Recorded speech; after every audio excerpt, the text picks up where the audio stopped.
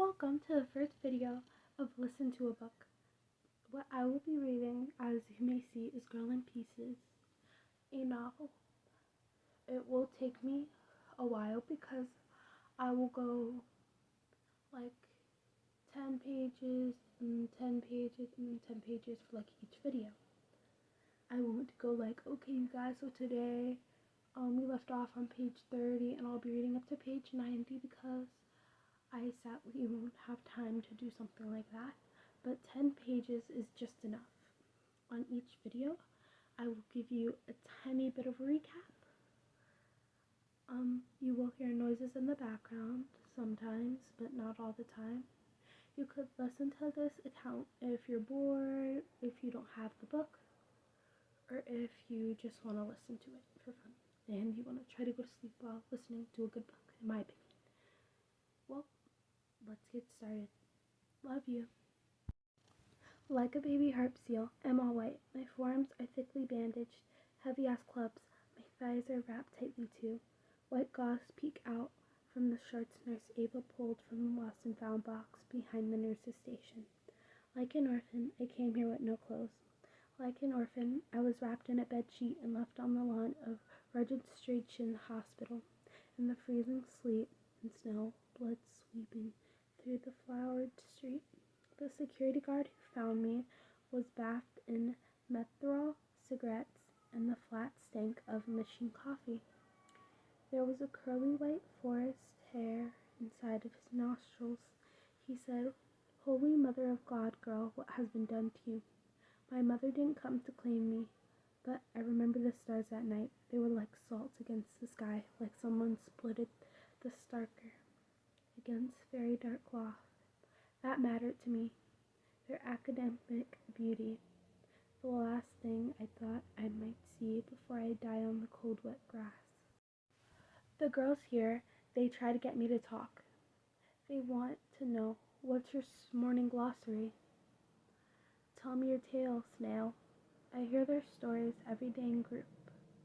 At lunch, in crafts, at breakfast, at dinner, on and on.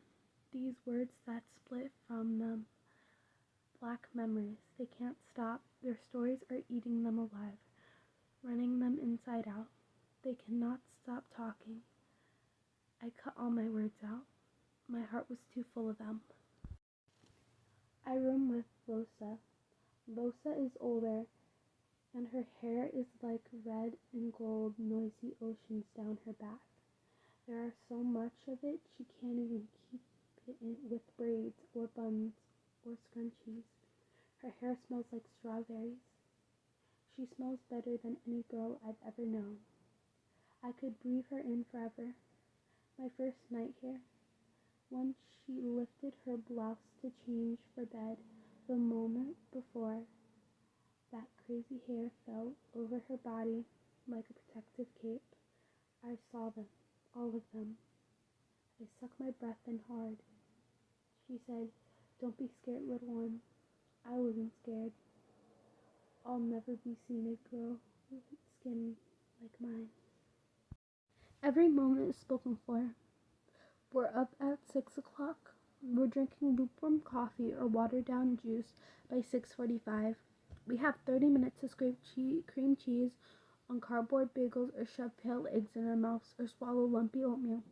At 7:15 we can shower in our rooms, but there are no dorms in our showers, so I don't know what the bathroom mirrors are, but they're not glass, and when you see your face, it looks cloudy and lost. When you brush your hair, your teeth, or comb your hair. If you want to shave your legs, a nurse has to be orderly has to be present, but no one wants that, so our legs are like hairy boy legs. By 8:30, we're in group, and that's when stories spill and the tears spill, and some girls yell, and some girls groan, but I sit and sit and sit, that awful order. Girl Blue, with the bat teeth, every day she says, "Will you talk today, Silent Sue?" I'd like to hear Bear from Silent Sue today. Wouldn't you, Casper? Casper tells her to knock it off.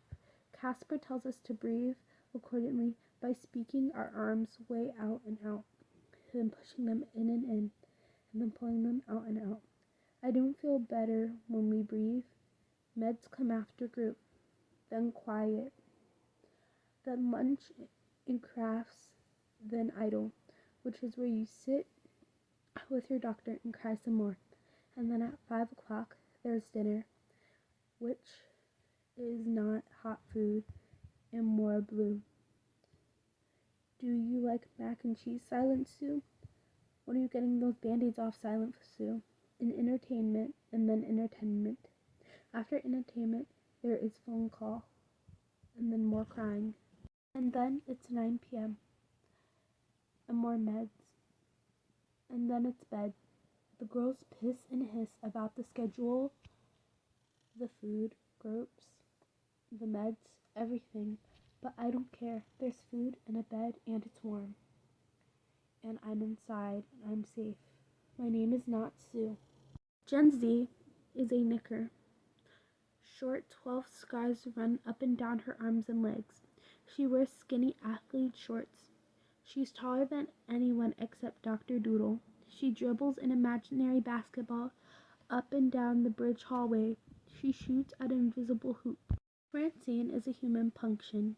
She pokes her skin with knitting needles, sticks, pens, whatever she can find. She has anger in her eyes and spits on the floor. Sarah is a fat girl, full of water. She cries in group. She cries at meals. She cries in her room. She'll never be drained. She's a plain cutter, faint red, scrubby lines across her arms. She doesn't go deep. Eilish is a burner, scrappy cutter. Mounts dots her arms. There's something in group about rope, boys, cousins, basements, but I shut myself out for that. I turn up my music. Blue is a fancy bird. With her plane, she has a little bit of everything. That daddy, menthe teeth, cigarette burns, razor slashes. Linda / Kate / Cuddles wears grandma house dresses. Her slippers are sticky. There are too many of her to keep track of. Her scars are all on the inside, along with her people. I don't know why she's with us, but she smears and smashed potatoes on her face at dinner. Sometimes she vomits for no reason, even when she is completely still. You know there is a lot happening inside of her body, and there's not good. I knew people like her on the outside. I stay away from her. Sometimes I can't breathe in this goddamn place. My chest feels like sand. I don't understand what's happening. I was too cold, too long outside. I can't understand the clean sheets, the clean smelling bed spray, the food that sits before me in cafeteria, magical and warm. I start to panic, shake, choke, and Lisa, she comes up close to me in our room where I'm wedged up into the corner. Her breath is minty. She cups my cheeks and even makes me flinch. She says, "Little one, you're with people." The room is too quiet, so I walk the halls at night. My lungs hurt. I move slowly. Everything is too quiet. I trace my fingers along the walls. I do this for hours. I know they're thinking about putting me on sleeping meds after my wounds heal, and I can be taken off of antibiotics, but I don't want them to. I need to be awake and aware. He could be anywhere. He could be here. Okay, you guys. See you guys next time. I love you guys, and I'll post in about a week or two.